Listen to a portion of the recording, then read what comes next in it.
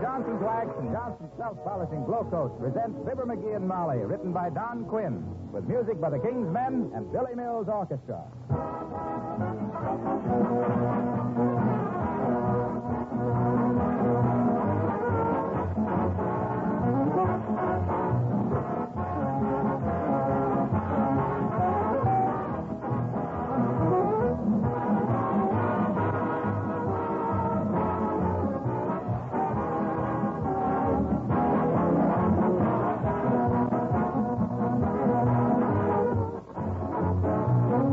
Stop to think, with all the millions of pounds of goods that are being shipped to our armed forces, what a job it must be to package all of these items, wrap them securely so the salt air and moisture can't get to them.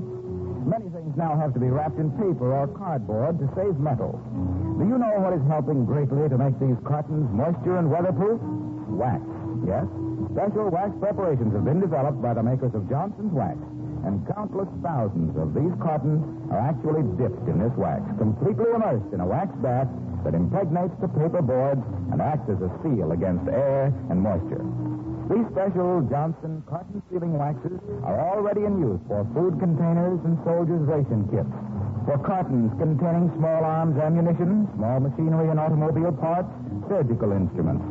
Almost every week, new uses are found for them. And any manufacturer with a carton sealing problem is invited to write immediately for full information to S.C. Johnson & Son, Racine, Wisconsin, or Brantford, Canada.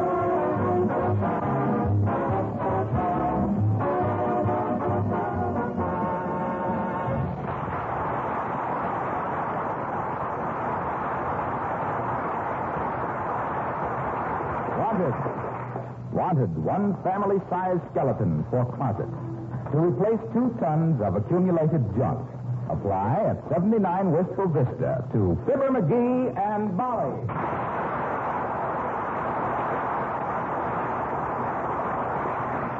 McGee, now you've been promising and promising. You've simply got to clean out that hall closet. Haven't I got time just to finish the crossword puzzle? How far have you got with it? Oh, I ain't started yet. There ought to be one in these old newspapers somewhere. McGee, you're stalling again. Why do you dread it so much? On account of my fingernails. Look at them. They haven't been trimmed in weeks. I'll bet I could run up a tree like a cat. What's that got to do with cleaning out the closet? Because I can't find my nail clippers, and I think they're in the closet. And if I open the closet, I'll find them. And every time I use them, I cut my fingers. Oh, my. Well, you can think up more far-fetched excuses. Hitler ought to hire you to tell his people about Russia. Now, come on, get busy. I'll get it. Hello? Who? Yes, I'll take the order. You take order for what? Just a minute now till I write that down. Yes, 3 pounds of bacon sliced thin. 7-pound rib roast to beef. Hey, what? How about some nice pork chops? No, you can't get them. About 6? All right. And a pound of butter? No. Oh. Yes, indeed. No, don't use up your gasoline. We'll deliver it first thing in the morning. Don't mention it. Goodbye. Who was that? Wrong number.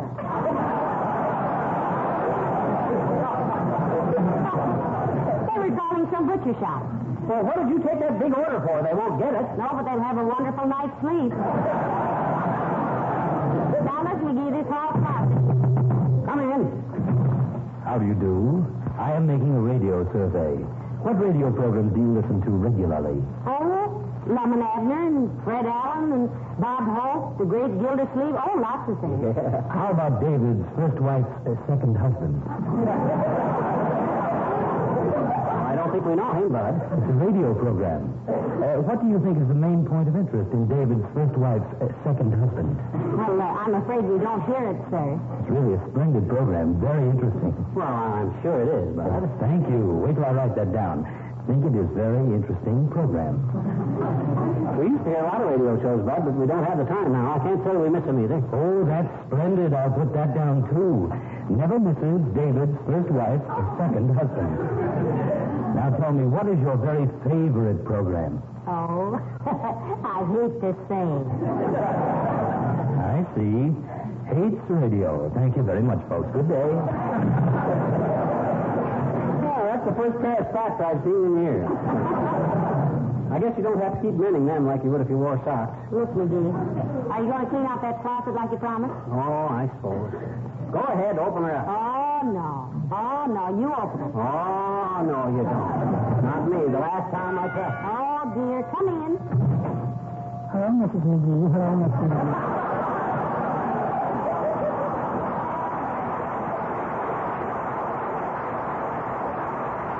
Mr. Wimple. Hi, Wimp, old man. You're in early tonight. Yes, I know, Mr. McGee, but I just couldn't wait to read you my new poem. Oh, a new poem. Isn't that wonderful, McGee? Yeah, what's the title, Wimp?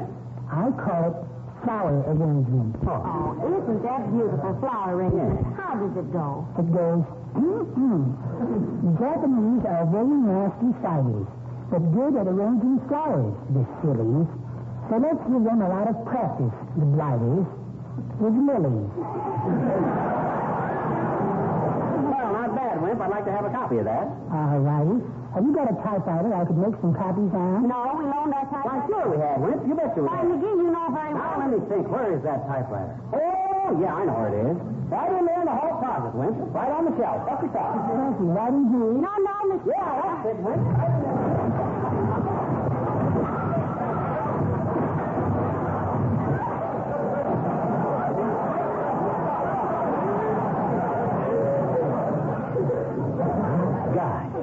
Just look at all the stuff. Well, I guess I might as well clean it out now that it's open. Why, Mr. Wimple, you're trembling. What's the matter? Oh, before all that noise and confusion, Mrs. McGee.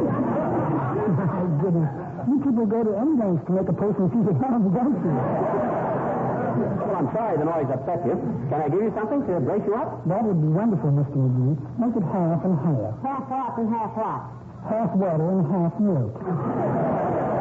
I don't think we got a drop of milk in the house, Wimp. How about some root beer? Oh, no. I wouldn't dare, Mr. McGee. I went home with some ginger ale on my breath once, and Seedy Face raised blood. Oh, she did? Yes. That is our gardener. Seedy Face raised him way over the head and threw him at me.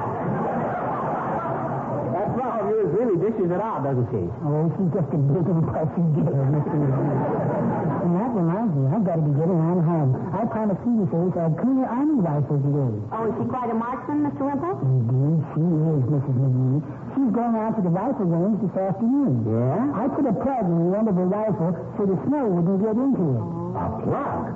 Why, my gosh, Wimp, if she fires that gun with a plug in it, she'll blow her head off. Yes.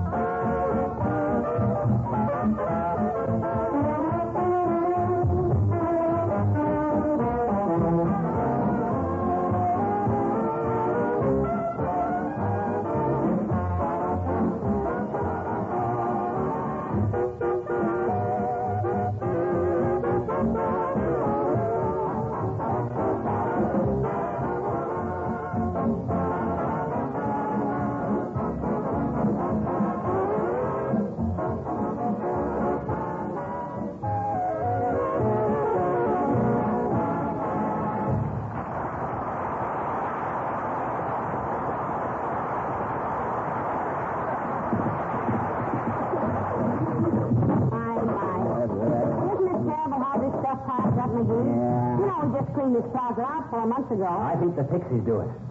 I think the pixies go around at midnight and steal stuff out of junkyards and attics just to put in our closet.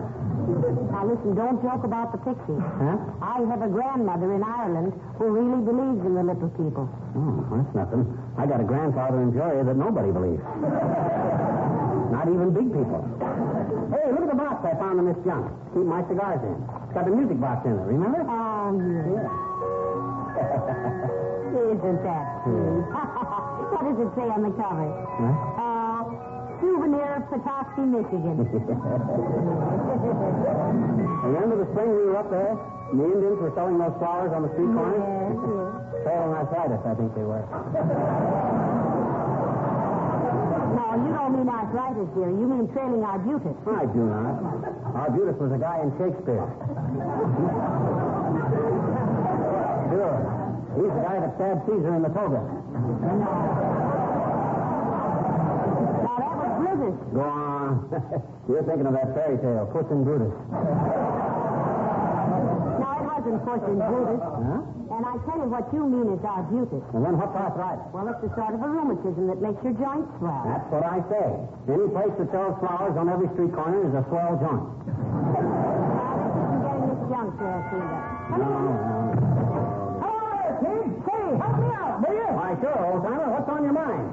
Besides the worst-looking fedora I ever saw this side of Olson and Johnson. Don't let him annoy you, Mr. Oldtimer. What's the trouble? Well, look, kid, I gotta be toastmaster at a party tomorrow night, and I thought you could give me some advice. Well, you've come to the right authority, my optimistic old octogenarian. I personally am known from coast to coast as the greatest after-dinner speaker now living.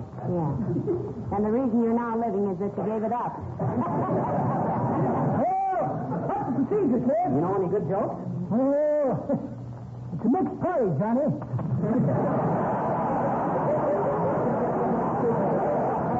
that case, you got to stick to whimsy. I'm going to be pretty nervous.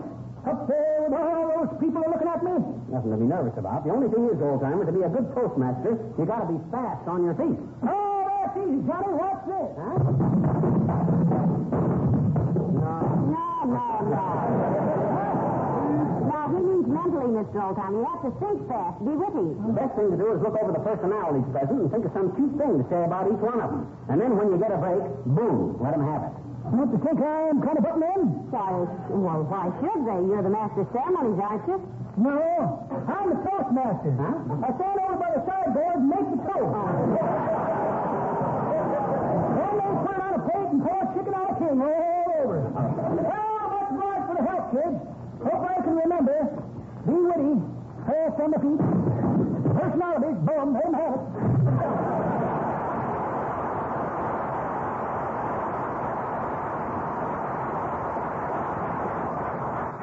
What a toastmaster. Hey, why do they call it a toast when somebody gets up and says, let's all toss off a slug of old mutiny? In honor of our dear pal, Fred Mitney. Why toast? Search me, dearie.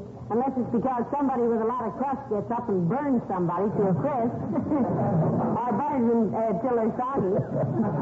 Now, come on, there's a lot of work here to be done. I'll say there is. Oh, for goodness sake, stop playing that music. Now I just want to see how many cigars I had left. Yeah. Look, McGee. Yeah.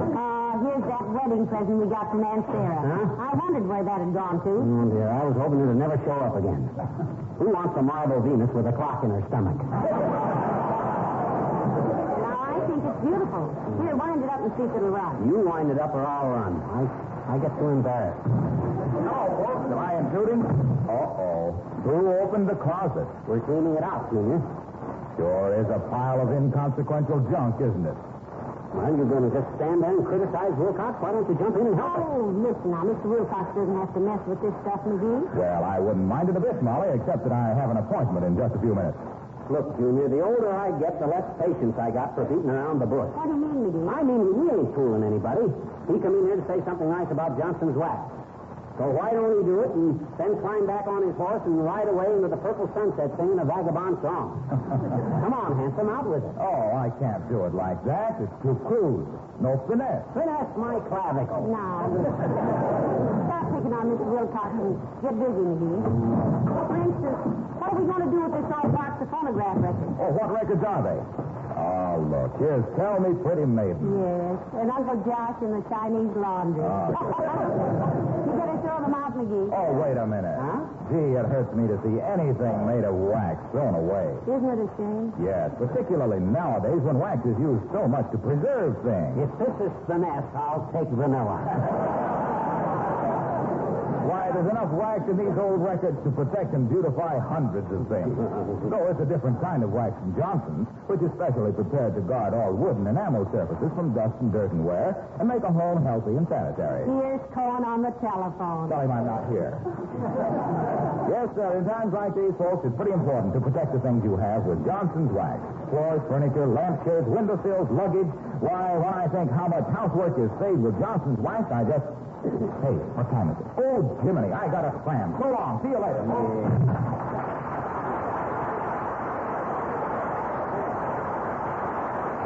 So, that was finesse.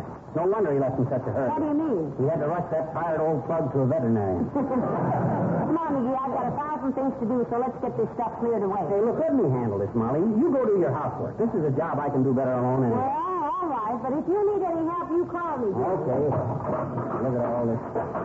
Wonder where Molly ever picked up all this junk. Take me off, get it straightened out. Come in. What kind of a father are you, anyway, to let your little girl risk her life climbing 35 feet up a telephone pole? Who, me? Well, gee whiz, this... There ought to be a law against irresponsible parents like you.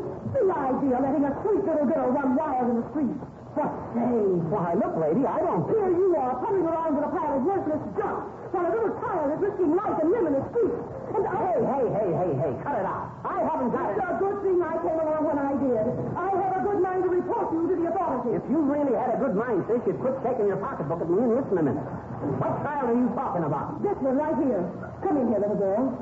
Hi, Papa.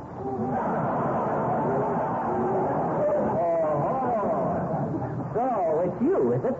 I might have known it was. And who you calling Papa? Your Papa, dear. I'm gonna stop that. You call me Papa again, and I'll spank you so hard on your little you won't be able to sit down for a week. Why, you big brute.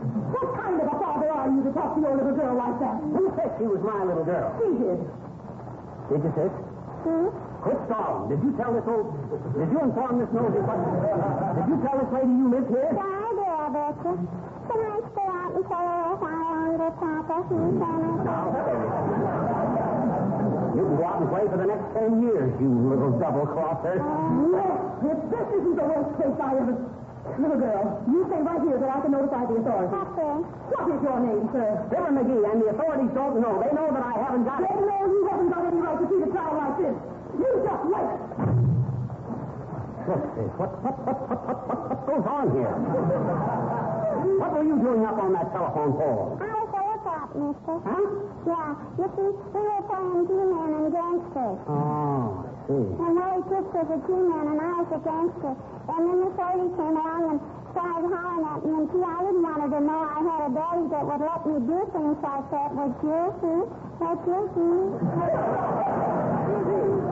So you told her I was your daddy. Put the blame on me, huh? You think the Mama's going to rat on us, mister? What? I bet you she's going to squeal to the cops, I bet you. See if they hang this up on his teeth, they'll throw the book at you. Oh, boy. You get the hot sweater. My name isn't Bump Moth Bessie, the bad bimbo of Brooklyn. Look, sis, don't talk like that. You're too sweet and nice. Don't give me that, see? Huh? The heat's on, see? They'll have every harness store in town on her tail, see? Yeah. And me go stay or no me go stay. I'm putting it on the land, see? And just so you won't talk.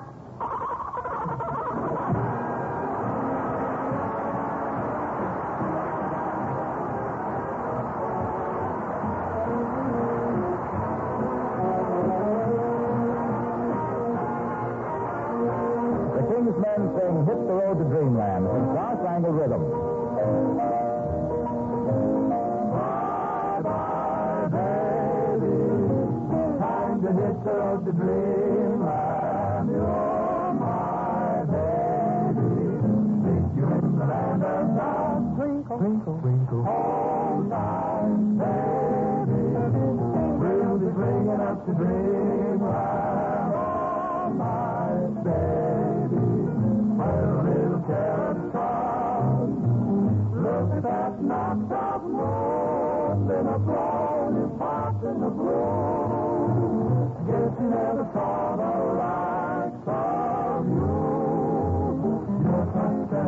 Bye-bye, baby.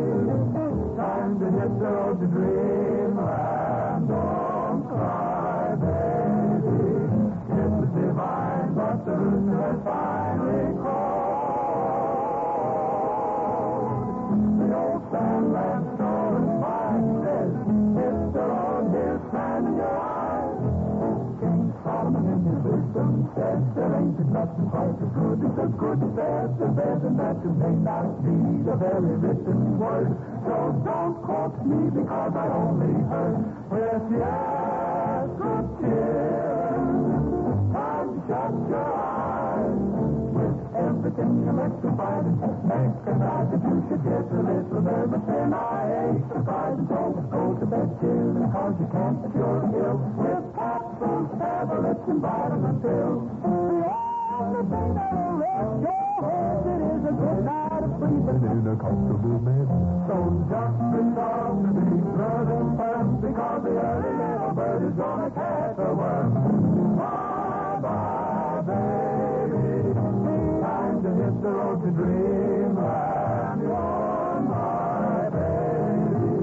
It's divine what the rooster has finally called. Time for all your children to get down the love and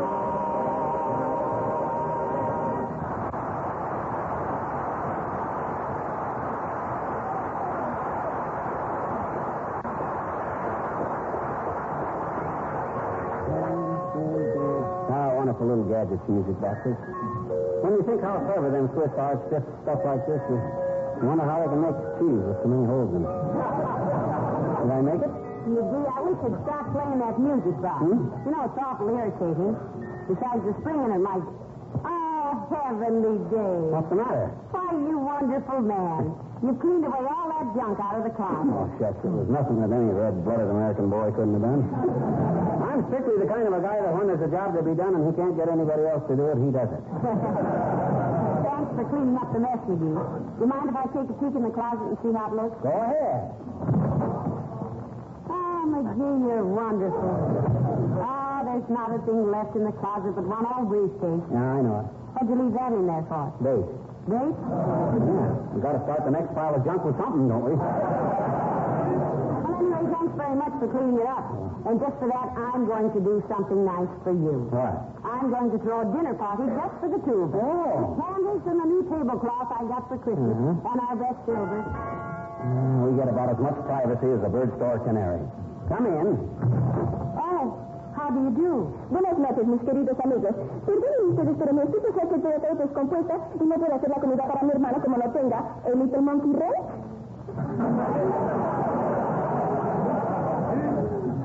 You understand French good enough to know what she said, Mom? I think it was Spanish, dearie. Oh. I recognize the words monkey wrench. Gee, so did I. I never knew I spoke Spanish. Look, sis, we didn't quite get it. What was it about a monkey wrench? Señor, y como no encuentro una, no puedo hacer la comida para mi hermano. Y a mí me gusta tanto sorprenderle cuando llega a la casa y no sabe. What's cooking? Well, I'd like to know what's cooking myself. Isn't she a pretty little thing, McGee? Yeah. You speak any English, sis? Oh, sí, señor. I speak the English much good. She's not doing it much good. You live around here, dearie? Sí, señora. Mi casa está muy cerca down the street. Oh, must be a new neighbor. And you want to borrow a monkey wrench, eh, sis? See. Yes, I see. You see, Molly? Yes, I see too, dearie. Yeah. She wants to borrow a monkey wrench. Yeah. Spanish is a cinch for us. What do you want the monkey wrench for, sis? My stove, he is broken. Oh. I fix him, I cook. My brother, he is coming home soon tonight. He's a noche. No fish, no dinner. Y si mi hermana no tiene la comida lista cuando mi hermano llega, entonces ella está sticking her neck out, ¿no? I think I get it, McGee. She wants to take the wrench and fix her stove. So she can cook the dinner for her brother. Yes. That's right, sis? Sí, señor. Oh, you are a very smart Alex. Never mind, McGee. Under that little wrench there, you were fixing the music box with. Oh, yeah. I hope you get your brother's dinner all right, dearie. By the way, what did you do? He eats The dinner? No. What does he do for a living, sis? What's his job? Oh, he flew. He what? He flew. Es un piloto. He flew the airplane. Oh, he flies an airplane. Ah, sí, señor. He is a much good fluer, my brother. Por muchos años él está volando el aeroplano y él siempre tiene la Carlos! That is my brother. He flew over the head. Well, I thought for a minute he was going to flooze down the flue.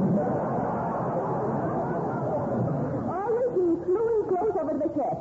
He flew once. He is not coming home for dinner. He flew 2 times. He comes home. Oh, signals, eh? Well, I guess he ain't coming home for dinner tonight, sis, so you better just take him in. 2 times he flew over the head. Carlos is home for dinner. Oh. Ay, qué contenta. Muchas gracias, queridos amigos, por ayudarme tanto. ¿Es okay, kids? Yes?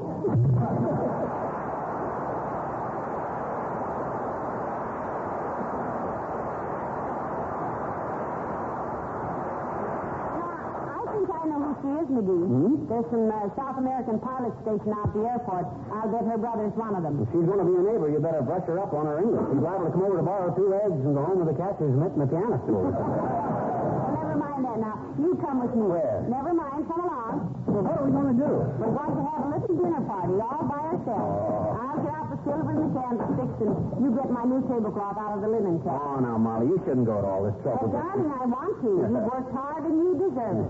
You've been a good kid. Go on now. Get out the tablecloth. No, let's use an old one. I'm kind of dirty. No, sir. Now, the best is none too good for Well, you. gee, I don't think we ought to. McGees, do as I say. Get that tablecloth out of the linen cabinet. Yeah, but look, Molly. Well, if you won't, I will.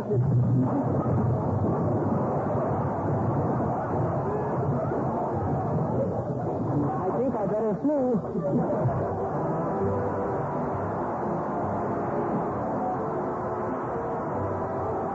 Right here now, I've got to break down and make a confession. The other day, a woman accused me of telling only half the truth. It was in connection with a story I've told you several times on this program about how Johnson's Wax helps to keep your home sanitary and healthful because a waxed home is a clean home.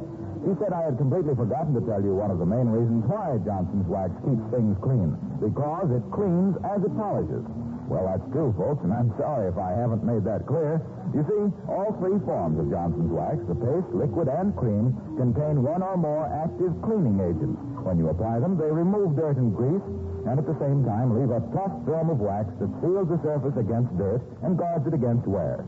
Then when you rub the waxed surface, it glows with that matchless mellow beauty that good housekeepers and decorators so much admire. What's that you got there, McGee? Oh, an old handbill I found in that closet junk. Advertising the act I had at Chautauqua. Heavenly days. Fibber McGee and his talking rooster. I never knew you'd been in Chautauqua. That was just for one summer. I missed the train and got stranded in Shingle House, Pennsylvania. Anyway, the rooster didn't really talk. I used ventriloquism. Like Edgar Bergen, huh? Yeah, only much smarter. Go on. You were smarter than Edgar Bergen? Why, certainly. Is Bergen smart enough to have a partner he can eat?